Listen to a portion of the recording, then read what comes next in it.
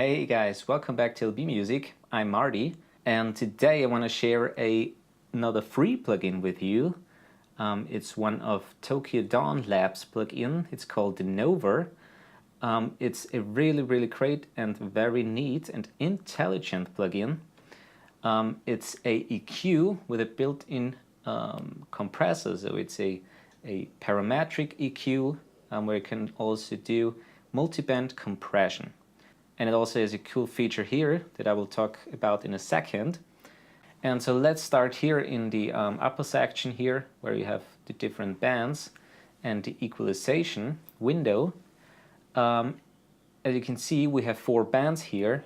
In the Gentleman's Edition, which is the upgrade version, you have 2 more bands, and you also have a expander, which is a neat feature. So as you can see, you can select all the different bands where you can dial in the Q. So if you want a shelf, a bell curve, you can select here the frequency and here the gain. But also, of course, you can just drag it around with like a normal channel EQ. And you can do this for all the different bands, and you can also disengage them and engage them. Here on the left you have a filter section with the high pass and the low pass. So here you can make cuts, you select the frequency and also the slope, which is pretty standard for a channel EQ. And here also the same with a where you can make high cuts, right? And here on all the different bands you have a built-in compressor. So you just engage it here with the threshold. You can dial in the threshold where how much compression you want to have. Here is the ratio that you can lower and rise, of course. You can set the attack time and the release time. And this is the same for all other different bands.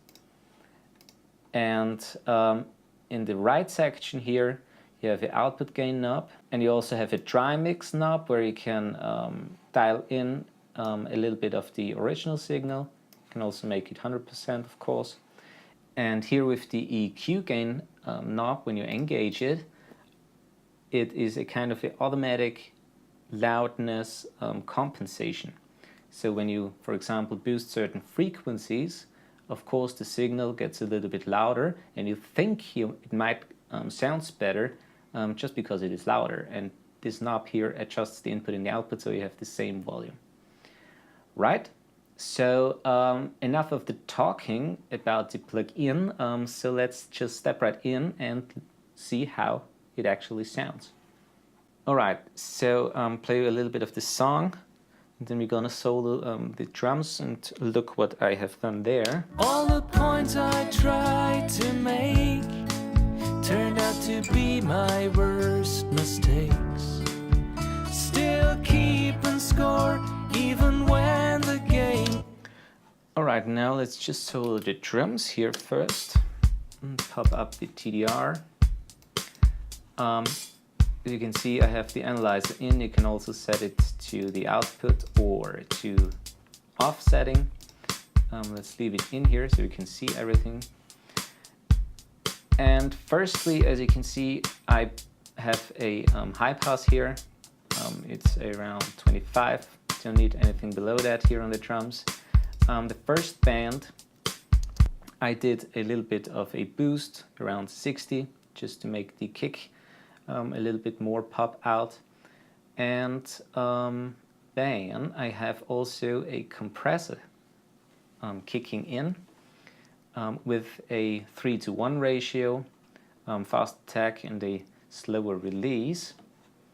On the mid bands I did here actually nothing, and also to make the snare and the hi-hat come out a little bit here on the drum bass, I also boosted around 8k kilohertz here. So now let's just check out how it sounds with and without.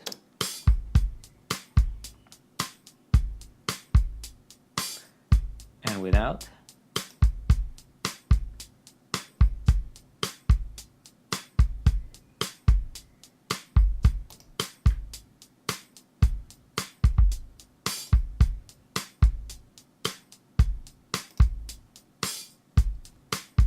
So what you probably hear is that the kick sounds a little bit smoother, and it also opens up here because I dialed in a little bit of a shelf boost here. All right, now let's go to bass and show you quickly what you can also do here. For example, have a kind of a really wobbly line here for the frequency. Let's solo up the bass and listen to that. So what I did is I have a low cut of 40, don't need anything below there. Wanted to have the kick in the lower frequencies.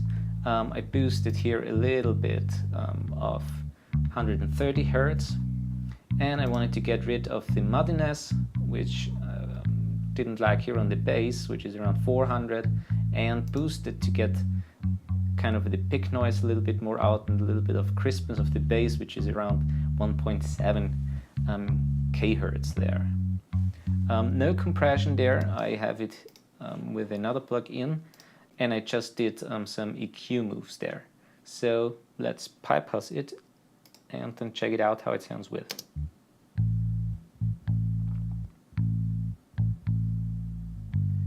And with.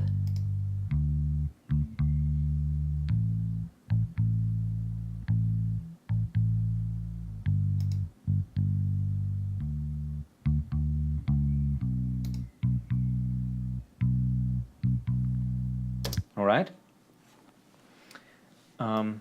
And of course, what is also a cool feature, you can also select all the different bands and drag them around all together, which is, I think, really great. So when you just, for example, say, oh, I want all the bands at once, a little bit deeper here, for example, you can do that. You can drag them up or down. All right. So now let's go, for example, here to the piano. And the piano, I just did a little bit of a mid boost here and a little bit of compression with a ratio of 2:1, a faster attack and a slower release. Let's check that out.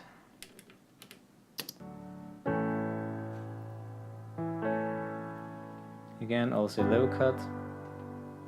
Wanted to have the kick in the bass down there and not the piano. And without.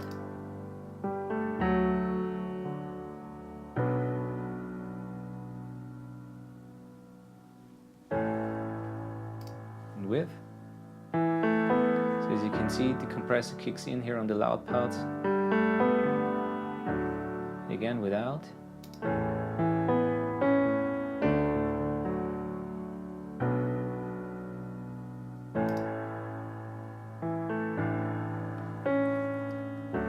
Everything a little bit smoother, and when the piano gets louder, the low end doesn't compress because I just compress here the single third band, which is on 2 kHz.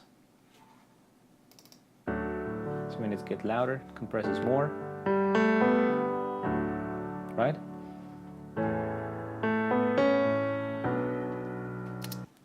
So that's the piano. Quickly go now to your vocal here. What you can do, for example, here is did a very high amount here of a top end boost on the 4th band, around 12 kHz. I reduced a little bit of the sibilance, which is around 5 to 6, 7K here. Wanted to get rid a little bit of the muddiness, and also here on the 3rd band I did a little bit of compression just to compress it when some harsh tones come in. Can also do it together with the de-esser, which I also did here, and boosted a little bit of low end and of course a low cut. Don't need anything on the vocal below 75 Hertz. Can also make it a little bit higher, depends on the signal. So let's just check it out with and without. To make turned out to be my worst mistakes. And without. Still keeping score even when the game was over. And with? I suppose someday I'll learn, but I don't wanna do it right now. Maybe later, I believe we were never meant. So with the shelf boost, it opens up a little bit and also gets much smoother in the mid frequency here. And of course you can also do a little bit of a kind of parallel compression when you mix also the tri-signal in. You really have to try it out. It's a really great plugin. And finally, what you can also do, of course, is make a multiband compression on buses. You can do it on, for example, on the master bus, on the guitar bus, or the vocal bus. I have it here on the mixdown, or which is my monitoring chain. And for example, I have set here different thresholds for the different bands, and I do here a little bit of multiband compression. Also have here a low cut around 20, boosted a little bit of top end, and boosted a little bit of the bass. And let's check that out with and without. All the points I tried to make turned out to be my worst mistakes. Still keeping score, With? even when the game was over. I suppose someday I'll learn, Without. but I don't wanna do it right now. Maybe later, I believe we were never meant to. So everything, all the different bands pop out a little bit more, everything gets a little bit more exciting. What I really found is that this plugin, the Noah plugin, is a very forgiving when you do boosts and cuts and also the compression side. It's a very smooth way to enhance your tracks or your buses. I think it really shines on the buses. It's cool on the different tracks itself, but I really like it on the, for example, master bus or on the drum bus. And yeah, that's basically it. As I said before, it is a free plugin. I have the link of the plugin in the description below. Check it out. If you like it, you can also upgrade it to the Gentleman's Edition, which is even greater. Please subscribe if you want to see more videos in the future. And thanks for watching, and see you in the next video.